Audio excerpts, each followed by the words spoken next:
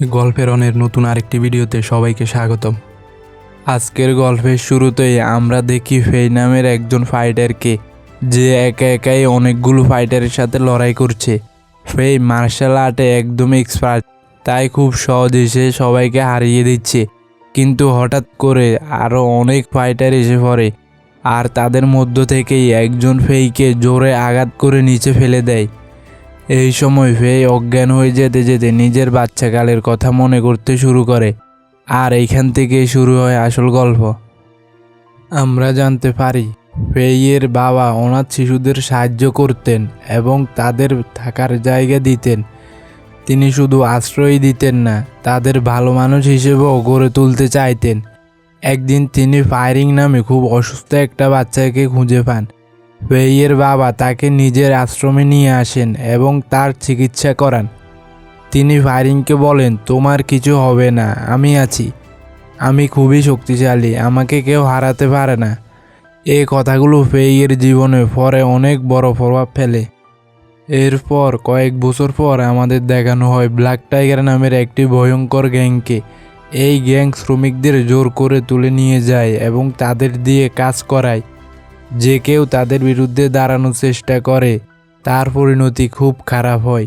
এছাড়াও আছে North Sea gang, যাদের সাথে ব্ল্যাক টাইগার গ্যাংয়ের পুরনো শত্রুতা রয়েছে। ব্ল্যাক টাইগার গ্যাং শুধু ব্যবসা নিয়েই না, আফিয়াম, হিউম্যান ট্রাফিকিং সহ অনেক অবৈধ কাজে জড়িত।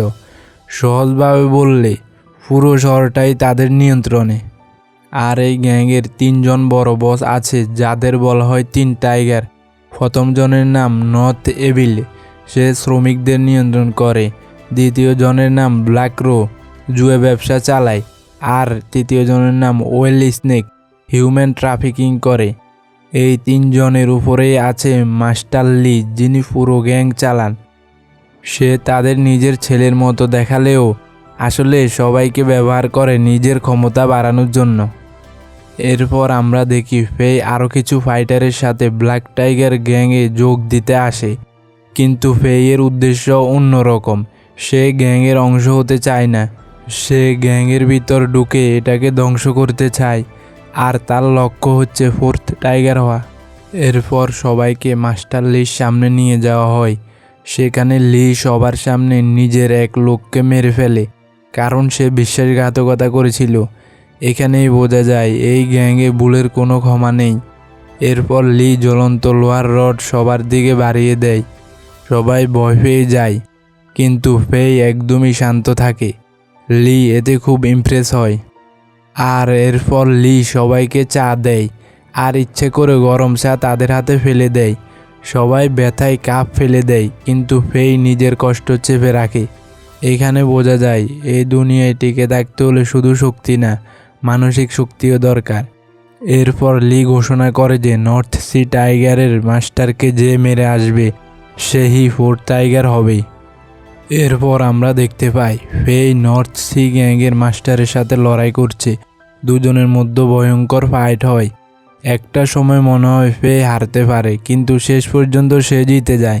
মাস্টারের মাথা কেটে নেয়। কিন্তু আসল সমস্যা তখনও বাকি, কারণ গ্যাংয়ের লোকজন এসে পড়ে। ফেইকে চারদিক থেকে ঘিরে ফেলা হয়। শেষমেশ সে বুদ্ধি খাটিয়ে ক্র্যাকার ব্যবহার করে সবাইকে বিভ্রান্ত করে পালিয়ে যায়। আর ফেই যখন কাটা মাথা নিয়ে ফিরে আসে, মাস্টার লি খুব খুশি হয়। সে ফেইকে নিজের চতুর্থ ছেলে ঘোষণা করে। এখান থেকেই ফেই আস্তে আস্তে গ্যাংয়ের ভিতরে নিজের জায়গা তৈরি করে। আর আরফান গ্যাংয়ে, যারা একসময় ফেইয়ের বাবার আশ্রমে ছিল, এখন বড় হয়ে অন্যায়ের বিরুদ্ধে দাঁড়িয়েছে। তাদের লক্ষ্য শ্রমিকদের মুক্ত করা। ফেই প্রায় আর্কিড নামের এক মেয়ের কাছে যায়। আর্কিড তার পুরনো পরিচিত এবং একমাত্র মানুষ যে ফেইয়ের আসল দিকটা বোঝে। একদিন ফেই তার কাছে ঘুমিয়ে পড়লে সে দুঃস্বপ্ন দেখতে শুরু করে।